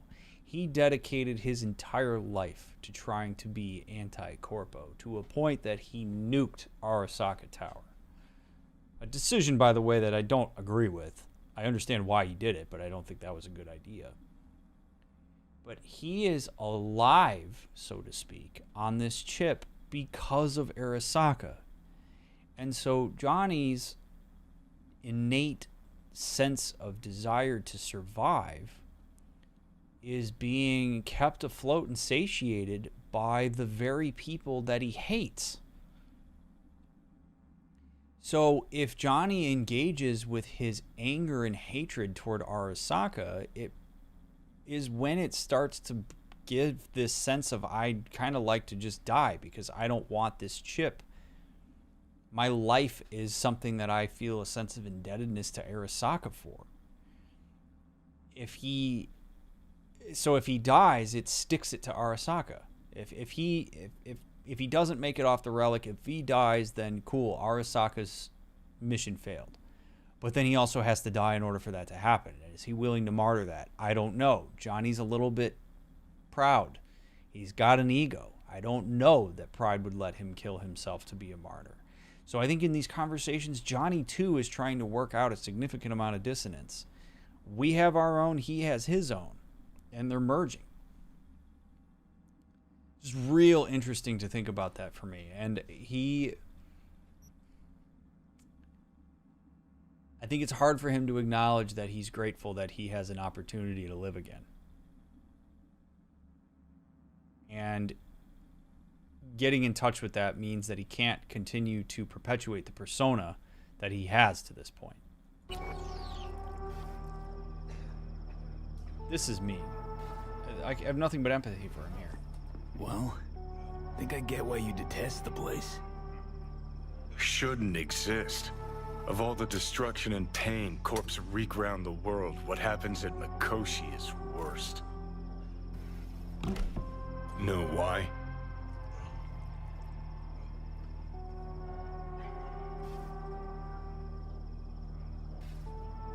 They strip you of your right to die. No different than being kept alive on a respirator. That ain't the worst bit. Worst things when they switch up your identity, and you never even know you've become someone else. Corps have already taken the world for their own. Now they're coming for us. Johnny's dealing with the same thing that I am. Johnny's losing his identity to me. I'm losing my identity to him. We're really seeing a blurred line between autonomy and connectedness. And that's scary for both of us. If nothing else, it's something that we can co-empathize with. It's one of the few shared experiences that Johnny have, besides the merged experiences that we have via memory. I can only imagine, on top of finding out his death and sacrifice didn't accomplish anything, he gets to see the firsthand also really stings. Few rebels get to see that outcome, right? Exactly. Like, Johnny thought that he was going to change the world by bombing the tower, and it really didn't do anything. All it did was mobilize Arasaka. Johnny is also merged with V, so part of this is us talking to our own consciousness. This is no different to some extent than the conversations that many of us have internally. Whenever we're processing what's going on in the world, we're doing the same thing with Johnny, but there's like a third part, like he's like an outside party here, and the same thing's happening for him.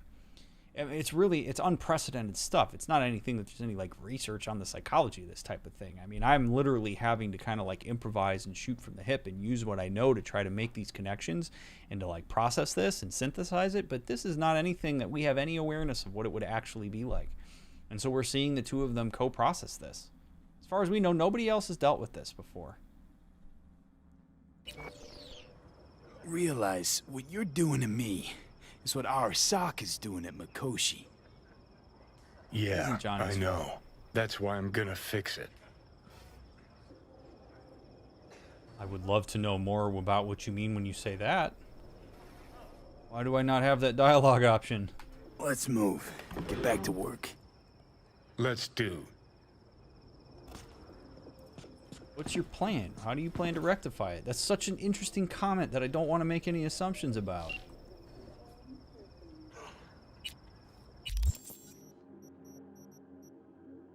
I rarely admit to my mistakes, but this time I will make an exception. I underestimated your determination, yours and Takemura's. All I ask is that you keep my name entirely out of this affair. Of course I will return the favor. Okay, Wakako.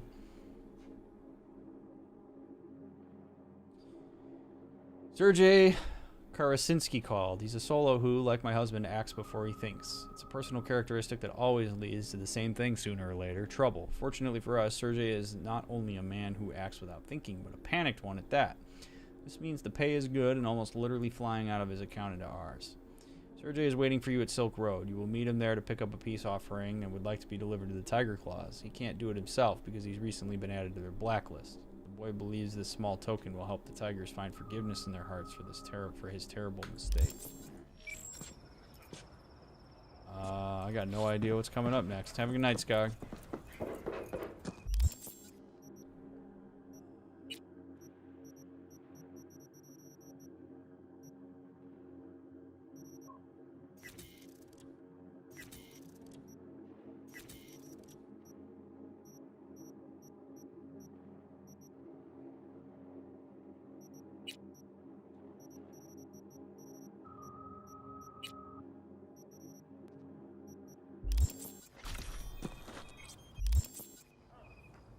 I don't know that I want to call Brigitte.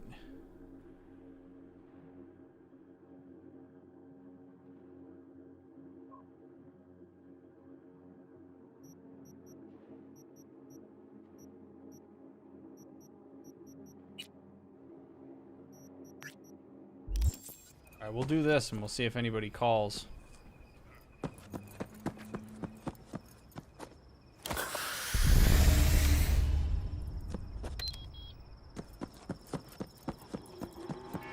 Man. I'm going to use this opportunity while we're driving here just to say that I really appreciate all of you being here. Whether you're here live with me or whether you are watching the VOD, I hope that you've been enjoying this episode. It really means a lot to me that you support my content. One of the best ways that you can further support the content is to just tell people about what I'm doing. If you think there are folks that could benefit from these playthroughs or would enjoy it, make sure you pass it along. Tell them about it. Tell them the effect that it's had on you, what you've appreciated about it. Don't underestimate the power of word of mouth. But I really am grateful for your support. Thank you to the members and anybody who's bought some cool merch. We actually have some Cyberpunk themed merch available for a limited time for those that are watching this live or shortly after. But thank you again for taking the time out of your day or night to watch these playthroughs and to be along for the ride. It really makes for an enjoyable experience on my end. Also, don't forget to hit the thumbs up button if you haven't already. It makes a huge difference for discoverability and for the algorithm, so I do appreciate those of you that give me a thumbs up if you're enjoying the stream.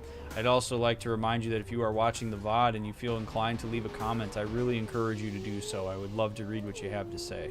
I don't respond to every comment, but I do read them.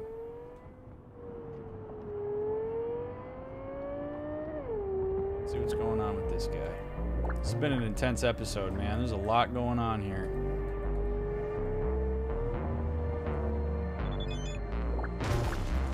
Nakamura, I am alive and well. And had you not returned for me, I could not send you that message. Thank you. Nice selfie, dude. Ledger in one piece.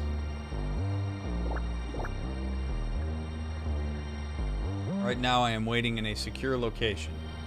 You saw for yourself. It is hard to read her thoughts, but I have the strange feeling that she is already devising some kind of plan. I trust her. I advise you to do the same. We will be in touch. If you bow your head, then only to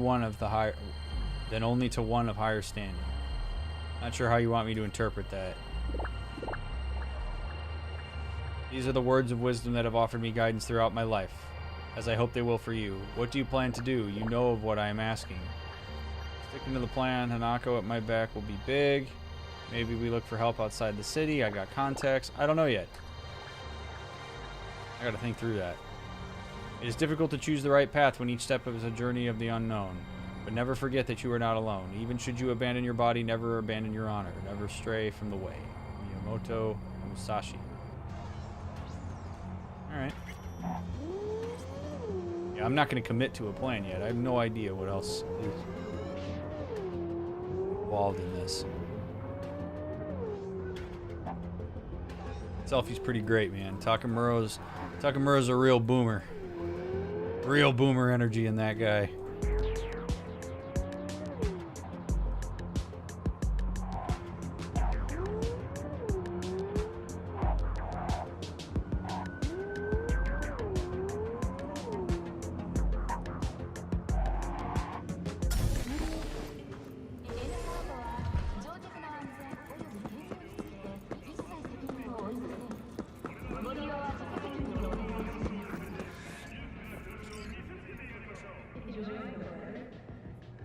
Identify yourself. You, Sergey? Nice of you to ask. Lately, I feel like there is a neon sign over my head that says, Sergey who fuck with Tiger Claws. I have little present for Tiger Claws sitting in garage. Don't seem so nervous for a man in your situation. But you see, I'm in home stretch now. One base away from freedom. How are you so sure the Tiger Claws will accept your present? Trust me, I know. We Russians have very refined intuition about such things. And you are just delivery boy. All right, then fling me the coordinates. Just a moment. I opened door to garage. It opened from inside too, just in case. Presence of the car? It's a bit more than ordinary car, but in a nutshell, yes. Just drive it there and they take care of the rest. And don't mess this up, huh? I count on you. Okay.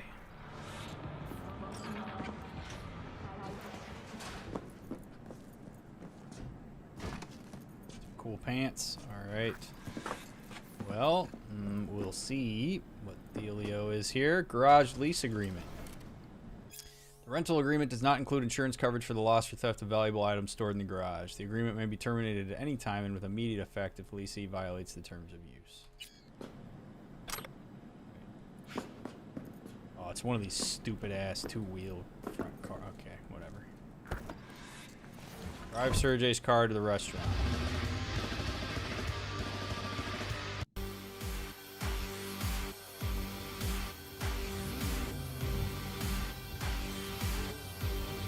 God, this is like driving a boat in comparison to the Mercmobile.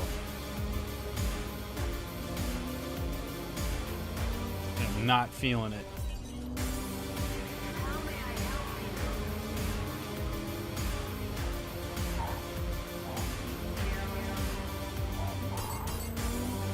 Make sure it's in good shape when I get there. Seriously, Choco, it is a boat. Drive it so far. Why would it? Ugh. Help! Is anyone out there? What the hell? Alright, let's maybe not do this in front of the cops. Is anyone out there? Oh man, what the hell are we doing here? Oh, it's not him. Thank God. Quick, let me out before he returns. It's unusual, as far as presents go. What did you say? You're supposed to be my present. A surprise from a certain Sergei. You're not making any sense. You know, like a pop-out cake. Except there's no cake. Just lots of blood. And you are... Alex Pushkin, Senior Assistant in Quality Assurance at Biotechnica. What's a Corpo QA doing messing with the Tiger Claws? You work for Tiger Claws? I told them I would not accept their offer. It's complicated. How about before I change my mind? I do not know what is going on, but thank you. You will not regret this. You got this job from Makako, yes? I will pay her. She won't close in 80, and neither will you.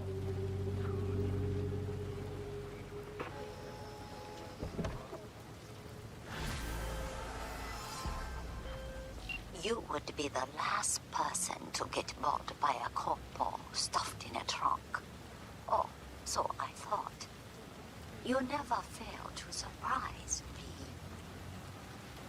Though I do suppose he who offers most shall get his way. Oh, I do not mean Sergei. No, sadly he was outbid by another interested party. Who knows what will become of him now?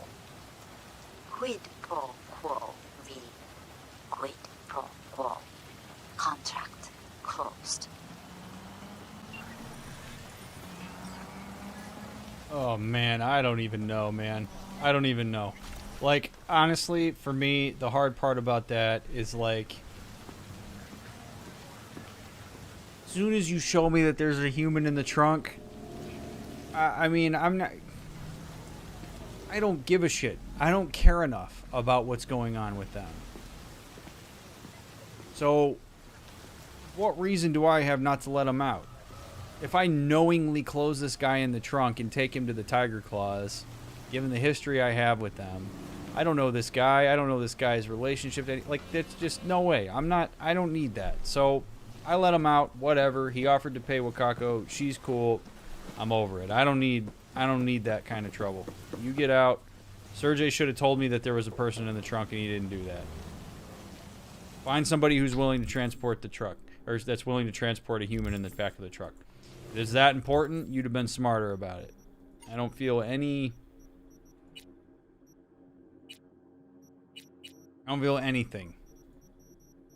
in terms of feeling bad about my decision there. Not at all. Like, it is what it is. Boy, we're at a very interesting point here. I'm literally at a point of talking to Brigitte, which I guess means that she's going to give me the extra information that I need. So, wow. I would say that probably means that we're at a good place to end this episode, because next episode it's looking like we're going to call Brigitte, and I'm not going to do that now. So I'm going to go ahead and end part 27 here. This was a hell of an episode. There was a lot going on, and I really hope all of you enjoyed it as much as I did. I know I continue to say this, but Cyberpunk has been an immense pleasure for me to play. I have enjoyed it a lot, and I am really grateful for all the support of this playthrough as well as my other ones. If you like this playthrough and you want to see my thoughts on other games, there's plenty more available on the YouTube channel. I encourage you to check them out. I want to thank you again for watching the video and for any memberships, tips, or merch purchases that have been made. Make sure you share this. Make sure you follow me on socials. Hop into Discord if you want to know when I'm going live. All those links are down in the description, and make sure that you leave a thumbs up on your way out. And a comment if you'd like. I will very much look forward to catching you right from this spot when we start episode 28. We'll give a call to Brigitte and we'll see what happens. So, until the next one.